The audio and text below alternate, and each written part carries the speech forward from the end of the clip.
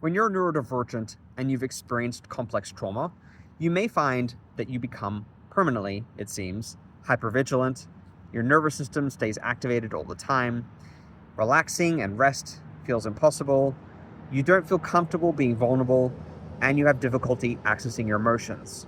Joy, it seems, is no longer possible. And getting out of this state, forget about it.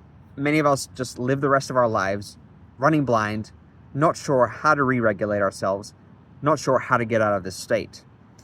And it's often a question of somatic re-education, re-educating the body that it is safe, teaching it that relaxation is possible, informing it that the dangers it perceives may no longer be there, and that it's okay to rest and relax.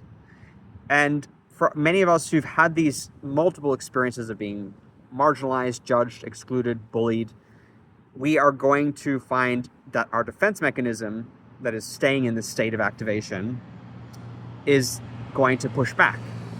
It doesn't want to relax because it points to all the evidence from our history that relaxation is dangerous and that it puts us at risk of further attack and worse harm than before. And that's the narrative that it spins, and it's doing its job in terms of trying to protect you. But often the narrative we've developed is one that is rooted in our childhood, where we were relatively powerless. We couldn't choose our environment, we couldn't choose the people we were around, and we had limited mobility. And hopefully as an adult, that's no longer the case, and you have some greater degree of mobility, choice, freedom, and you can choose who you're going to spend time around and the environments that you're going to spend time in. That's the first step, is recognizing that what you've developed is a byproduct of an era of your life, and that era is in the past. And then the second thing is noticing in your body where that activated stress response resides. If it is that you hold your breath, learning to catch yourself and breathe a little bit more deeply, doing some kind of guided meditation that helps you practice this on a daily basis can help. Noticing if you hold yourself in a particularly strict or uncomfortable or stiff posture, or holding tension somewhere in your body and learning to relax it a little bit, rolling your shoulders back. For example, I know I constantly hunch, and for me that's something I've developed as a result, I believe, of chronic stress. And then resetting your posture.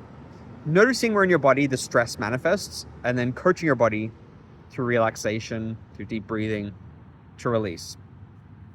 And then the other component is managing the needs that may contribute to that stress response. So if you're prone to sensory overwhelm, making sure that you prepare yourself for the sensory overwhelm that's going to increase that stress response. If you go out in public, for example, wearing sunglasses to cut down sunlight if you find it too much, wearing noise-canceling earbuds or headphones or earplugs to dampen auditory distractions, staying away from busy, loud, crowded environments if that's what's going to trigger you, and just managing that need rather than ignoring and pushing through because it just adds stress and keeps you in that activated state.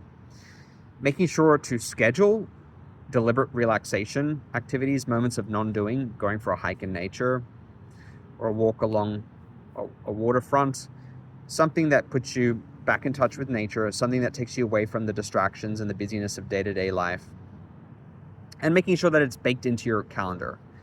And the non-doing, again, should not be something that's time dedicated to some form of productivity. Sometimes it helps to multitask and like listen to a podcast or an audiobook, and if that's relaxing, sure, do that. You can multitask, but making sure that you are, for the most part, not doing activities, because most of our day-to-day life is characterized by doing, and it's important that we parcel out time in our schedule that's dedicated strictly to relaxation. And then the last component is finding people that can help restore the balance. People whose company is co-regulating, that helps you relax, feel safe, feel like you can open up.